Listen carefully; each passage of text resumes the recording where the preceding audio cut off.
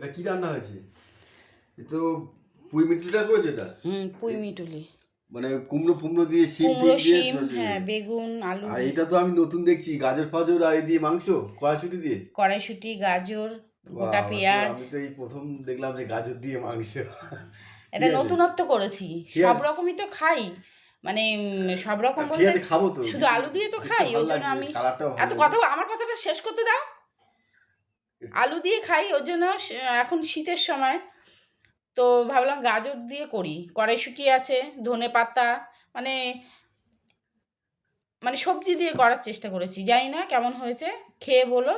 আর এখানে পেঁয়াজ কলি, আলু ভাজা। ঠিক আছে, এই দিয়েই খাই, দেখি কেমন খাও, লাগে। একটু তুলে খাও দেখি বাটি থেকে। আমি গাজরটা খেয়ে দেখি। হ্যাপি আছো? ভালো হয়েছে? একটু মাংস নাও। মাংস নিচ্ছ আগে, এটাতে খেয়ে নিতে হবে। আচ্ছা আচ্ছা।